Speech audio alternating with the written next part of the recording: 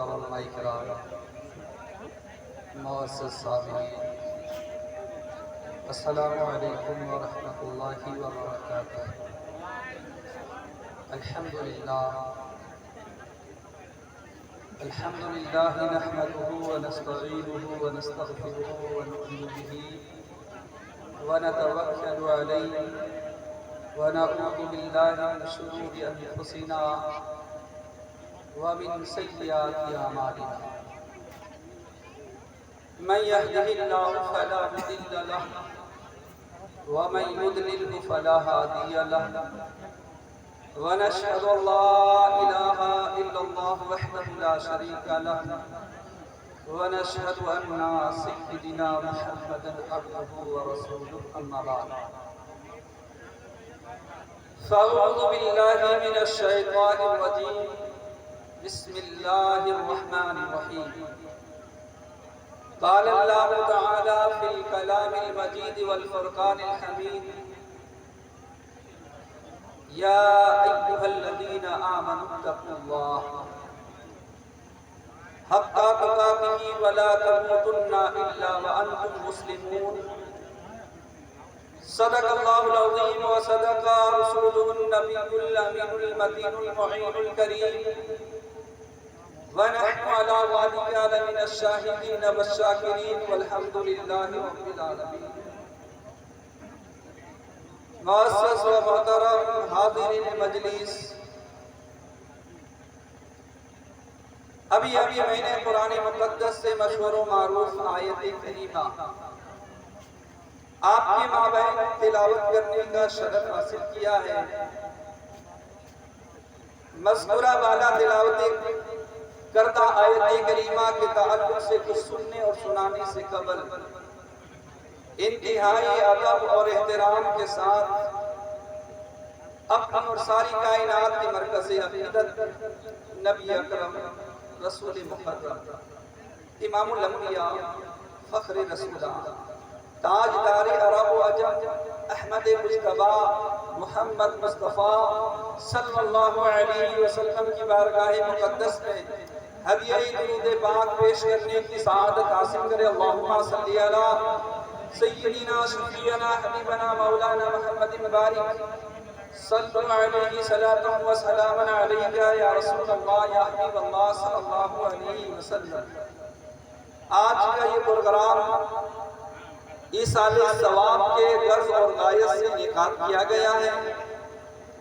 اس programme میں علماء کرام کی ایک جماعت موجود ہے۔ جلسے کی صدارت خادم قوم و ملت حضرت حافظ وقاری یعقوب رضا صاحب ہیں، اور اس علاقے میں ہماری جو تحقیق ہے کہ سب سے اوپر رسیدہ، اور ہم تو کہتے ہیں کہ اس علاقے کے لیے بزرگ شخصیت یہی ہے۔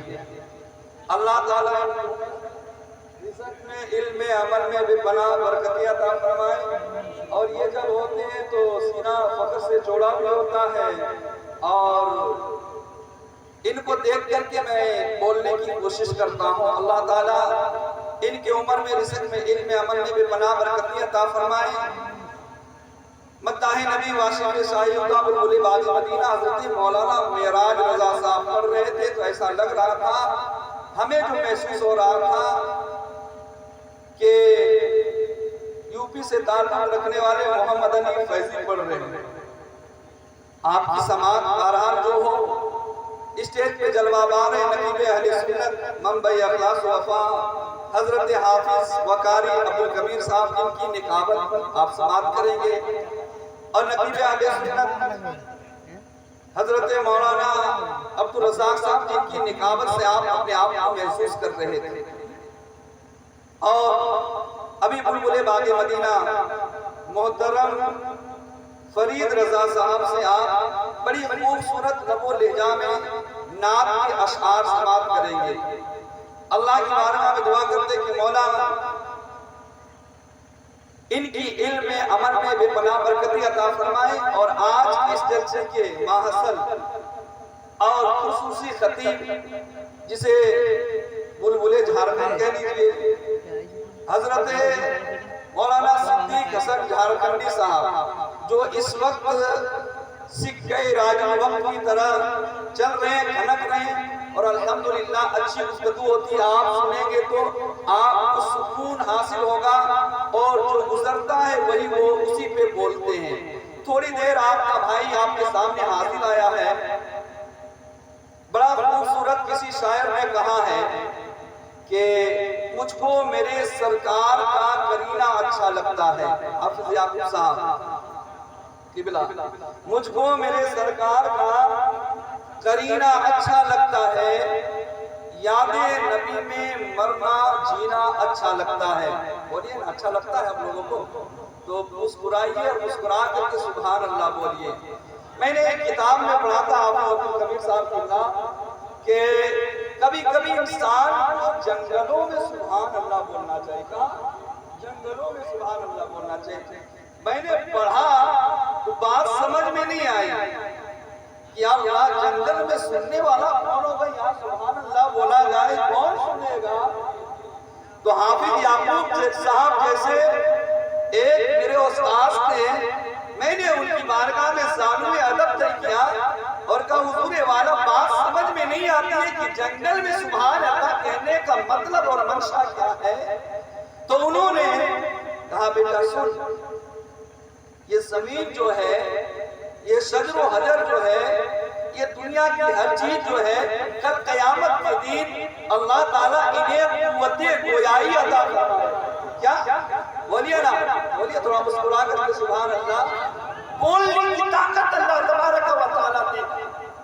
تو جب میدان محشر ہوگا، انسان اگر جنگل میں کہا ہوگا، کوئی سنے یا نہ سنے، اللہ نے جو فرشتوں کو اس کے کاندھے میں مسلط کر کے رکھا ہے، وہ قیامت کے دن فرشت تیار کیا جا رہا، پھر اللہ زمین کو حکم دے گا یومئذ تحدث اخبارها، اے زمین تو خبریں بتا، تو وہ زمین قیامت کے دن بول اٹھے گی، تو زمین بولے گی مولا تیرے بندے تھے جو زمین پہ رہ کر کے سبحان اللہ کی صدائیں بلند کر رہے تھے، پھر اللہ رب العزت کو یہ عمل اگر پسند آ گیا تو یہی سبحان اللہ آپ کے لیے ذریعہ نجات بھی بنے گا، اور مغفرت کا باعث بھی بنے گا، اور جنت میں جانے کا سبب بھی بنے گا۔ تو شاعر کہتا ہے، اپنی تخیلات کو پیش کرتا ہے اور کہتا ہے مجھ کو میرے سرکار کا کرینہ اچھا لگتا ہے، یاد نبی میں مرنا جینا اچھا لگتا ہے، اور جس نے بھی دیکھا شہر مدینہ یہی کہتا ہے سب شہروں سے اچھا شہر مدینہ لگتا ہے، سب شہروں سے اچھا شہر مدینہ لگتا ہے۔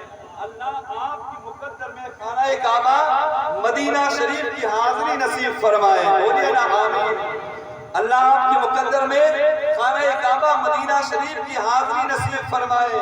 مجھ کو میرے سرکار کا کرینہ اچھا لگتا ہے، یاد نبی میں مرنا جینا اچھا لگتا ہے، جس نے بھی دیکھا شہر مدینہ یہی کہتا ہے سب شہروں سے اچھا شہر مدینہ لگتا ہے۔ شاید قلم اٹھایا، عشق کے دنیا میں غوطہ سن ہوا، صفحے کرتاس میں اپنے قلم کے نوک کو رکھا، پھر اپنے انگلیوں کو جنبش کیا، اور پھر اپنی دل کی آواز کو لوگوں تک پہنچانے کی یوں کوشش کی ہے۔ شاعر نے تڑپ کر کے لکھا اور کہا کیا جانتے ہیں؟ شاعر کہتا ہے مجھ کو میرے سرکار کا کرینہ اچھا لگتا ہے، مشک و عنبر عطر کی خوشبو اچھی ہے لیکن، مشک و عنبر عطر کی خوشبو اچھی ہے لیکن، مجھ کو تو میرے سرکار کا پسینہ اچھا لگتا ہے، مجھ کو تو میرے سرکار کا پسینہ اچھا لگتا ہے۔ اور کسی شاعر نے بڑا خوبصورت لکھا ہے،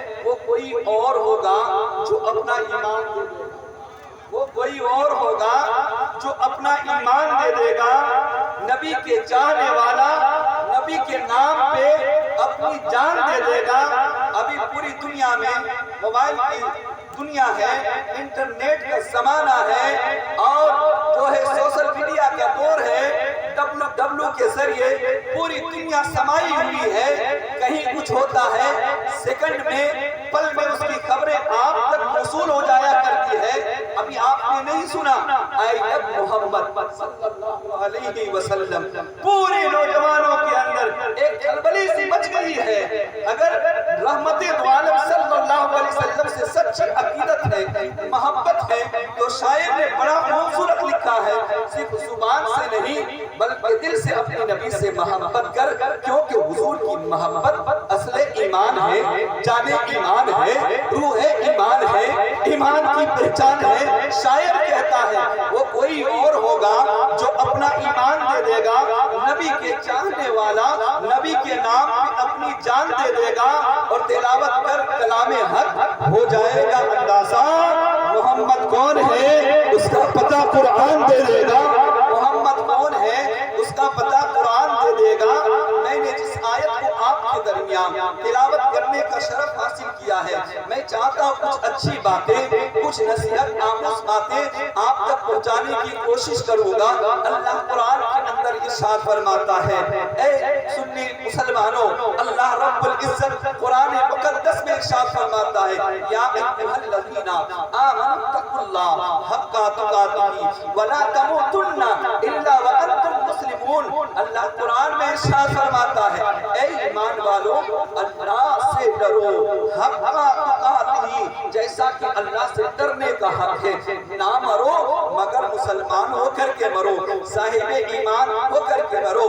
میں پوچھنا چاہتا ہوں, کیا ہمیں موت یاد نہیں آتے ہیں؟ آج سے 40 دن قبل مرحوم جو ہے عبدالحمید صاحب آپ کے مابین رہا کرتے تھے, آپ سے ہم کلام ہوا کرتے تھے, آپ سے باتیں کرا کیا کرتے تھے. آج اس دنیا کو چل چھوڑ کر کے چلے گئے. کیا ساتھ لے کر کے گئے؟ کیا زمین اس کے ساتھ ہے؟ کیا جائیداد اس کے ساتھ ہے؟ کیا ان کی جو ہے جمع پونجی ان کے ساتھ ہے؟ نہیں نہیں, بلکہ انہوں نے اگر ایک مرتبہ سبحان اللہ پڑھا ہوگا وہی اس کے ساتھ ہے. آئیے بڑی پیاری بات میں آپ تک پہنچانے کی کوشش کر رہا ہوں. اللہ کے نبی حضرت سلیمان علیہ السلام ایک مرتبہ اپنے تخت شاہی پہ سوار ہو کر کے پوری دنیا کا معائنہ کر رہے تھے. آپ کے دائیں بائیں انسان اور جنات ہیں, سروں پہ پرندے سایہ کر کے رکھے ہیں.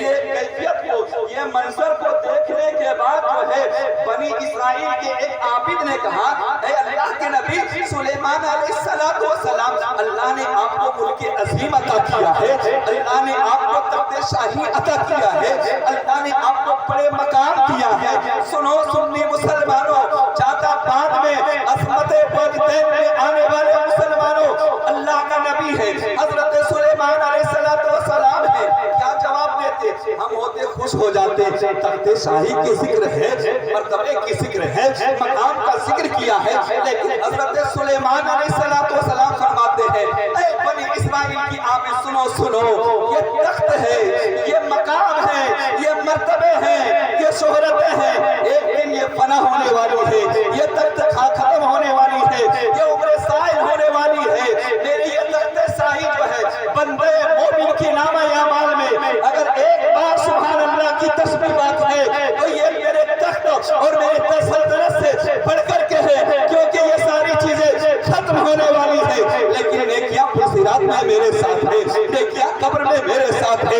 یہی نیکیاں ہمیں جنت میں لے جانے کی سبب ہے. اس لیے میں کہتا ہوں کہ اللہ سے ڈرتے رہو, رب کا شکر ادا کرتے رہو, سبحان اللہ بولتے رہو, تاکہ یہ عمل آپ کو جہنم سے دور کر دے, جنت میں لے جانے کا سبب بن جائے. اپنے آپ کو مسیح سے قریب کر لو, دین سے قریب کر لو, اور جب دین سے قریب ہو جاؤ گے تو پھر تمہارا رشتہ اپنے رب سے قریب ہو جائے گا, مضبوط ہو جائے گا.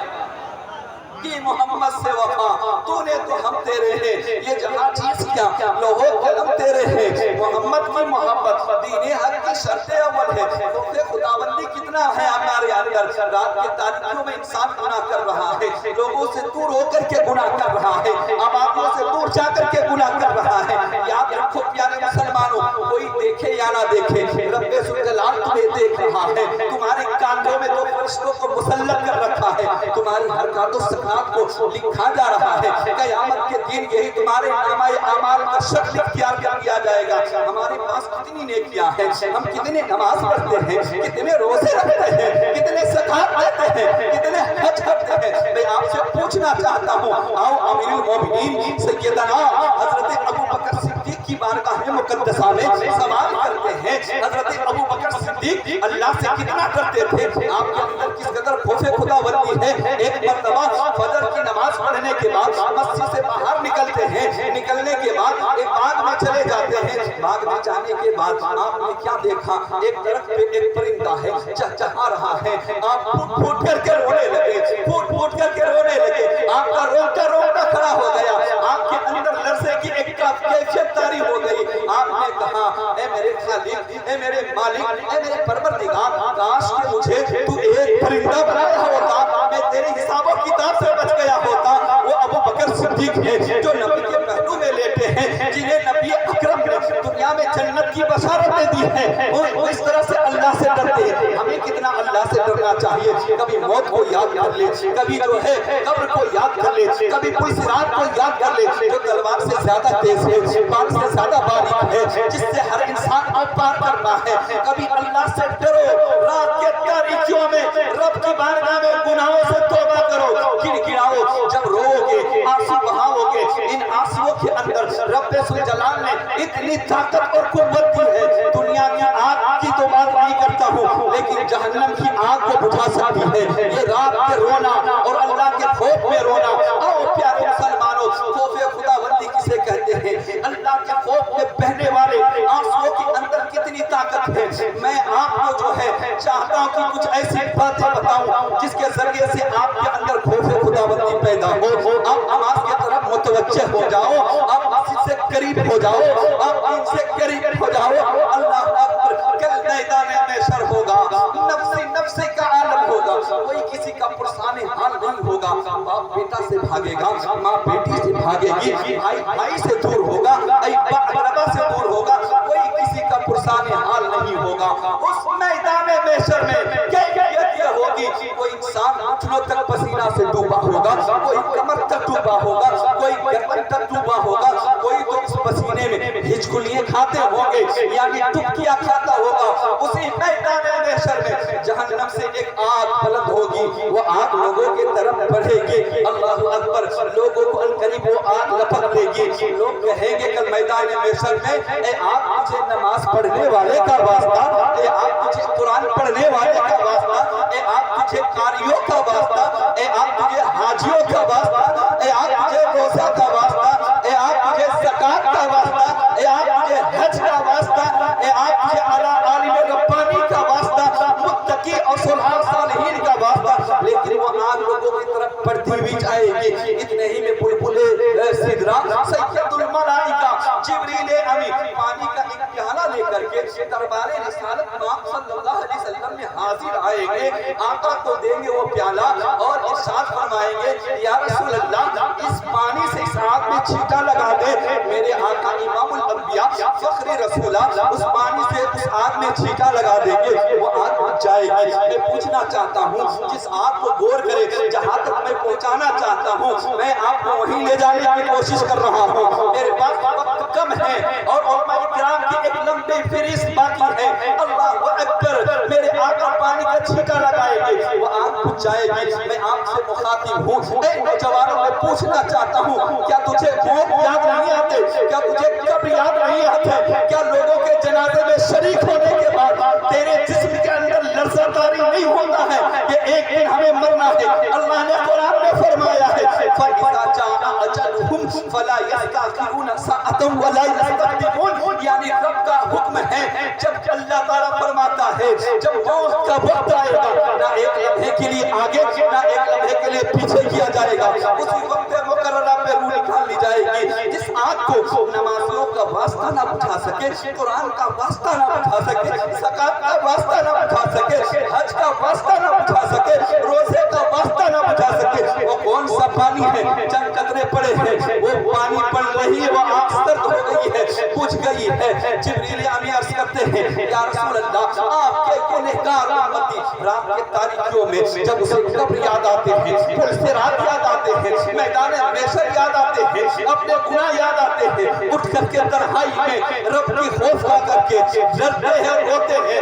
आपके गुनहगार उम्मतियों के ये आंसू है, इसमें अल्लाह ने इतनी ताकत दी है कि दुनिया की आग को छोड़ दीजिए, जहन्नम की आग को ये आंसू बुझा दे रही है। अल्लाहु अकबर, गुनहगार उम्मती के आंसू में रब जलाल ने इतनी कुव्वत और ताकत दी है। तो जो नबी पैदा हुए, रब्बी हबली उम्मती, मैदान महशर में रब्बी हबली उम्मती, पूरी जिंदगी रब्बी हबली उम्मती, कब्र अनवर में आज वो नबी रऊफ रहीम सल्लल्लाहु अलैहि वसल्लम अपनी गुनहगार उम्मतियों के लिए उम्मती की सदाएं लगाते होंगे। कल मैदान महशर में जभी तो बरेली के इमाम ने पुकार करके कहा है, पेशे है गुस्ताख शफाअत का सुनाते जाएंगे, आप रोते जाएंगे, हमको हंसाते जाएंगे, और वसअत दी है खुदा ने दामन महबूब को, जुर्म खुलते जाएंगे वो छुपाते जाएंगे, जुर्म खुलते जाएंगे और वो छुपाते जाएंगे। उन आंसुओं में इतनी ताकत है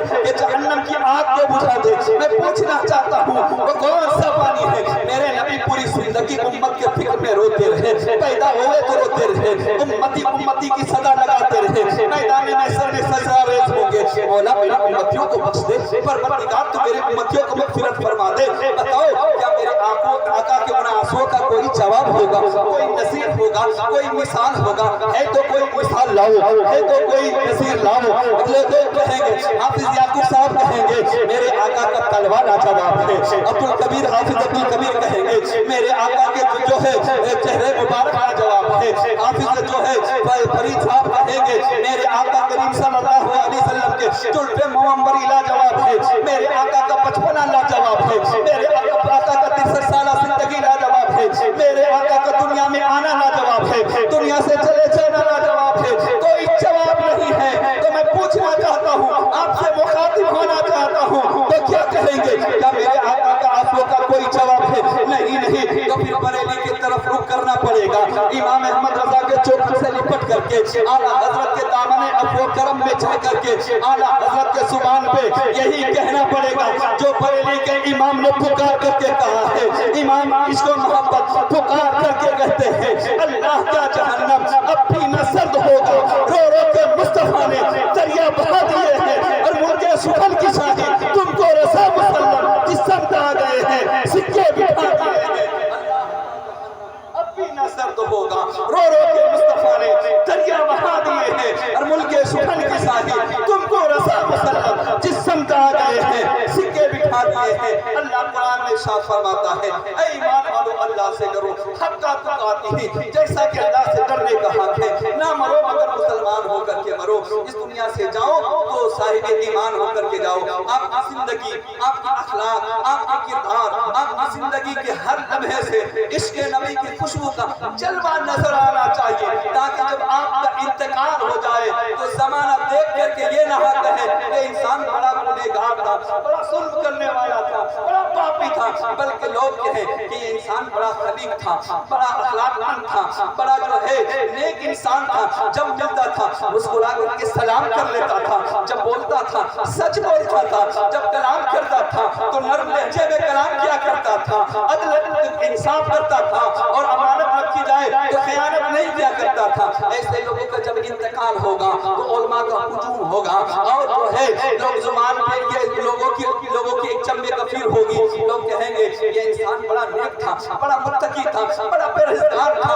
अल्लाह अकबर। बेटे जरूर रोते होंगे, बेटियां जरूर रोती होंगी, भाई जरूर रोते होंगे, अकरबा जरूर रोते होंगे, लेकिन जो है वो इंसान जब कफन में मलबूस होगा तो उसका चेहरा कफन के अंदर चमकता होगा। इन गलियों से उसका जनाजा गुजरेगा, बंदे कहेंगे इंसान नेक होगा, उधर रब्बे कदीर फरमाएगा, ए मेरे फरिश्तों, मेरे बंदे इसकी जो है नेक सिफात का जिक्र कर रहे हैं, अल्लाह अपने शाने करीमी से उसकी मग़फ़िरत फरमा देगा। लोग चलेंगे कब्रिस्तान, मिनहा खलक़नाकुम व फ़ीहा नुईदुकुम व मिनहा नुख़रिजुकुम तारतन उख़रा पढ़ करके मनोमन मिट्टी में दे करके पलट करके वापस आ जाएंगे। वो इंसान जो पूरी जिंदगी नबी के इश्क में गुजारा है, सुन्नत रसूल पे अमल किया है, पूरी जिंदगी रोज़े रसूल की ज़ियारत की तमन्ना की है, दुनिया में ये ख्वाहिश अगर पूरी नहीं हुई है, अगर नेक इंसान है, हुजूर पे इश्क पे मरने वाला, हुजूर के सुन्नत पे अमल करने वाला है, जैसे ही कब्र में उसे डाल दिया जाएगा, बेटे पलट करके वापस, गाँव वाले पलट करके वापस कब्र में नकीरैन आएंगे। जैसे ही कब्र में नकीरैन आएंगे, चेहरे से जैसे ही कफन हटाएगा, इधर कफन सरकेगा, उधर चिलमन सरकेगा, पूरी जिंदगी नबी को देख न सके, लेकिन इसके नबी की दाग लेकर के गए थे, कब्र में रसूलुल्लाह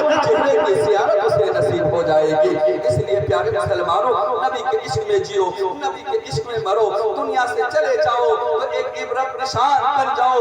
पुराना बाग के चौक पे जबकि फातिमा काफी को सूली पे लटकाया गया था, ऐसे आशिक बनो कि सफेद किताब में आपका नाम जिंदा हो, मरने के बाद भी आपकी जिंदगी का लोग ऐलान करे।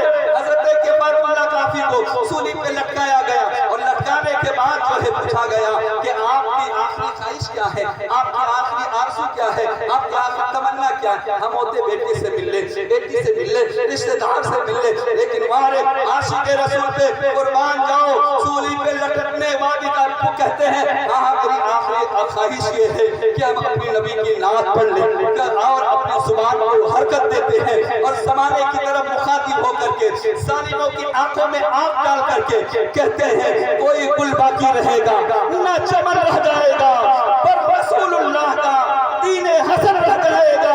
अतलसो कम ख्वाब के पोशाक पे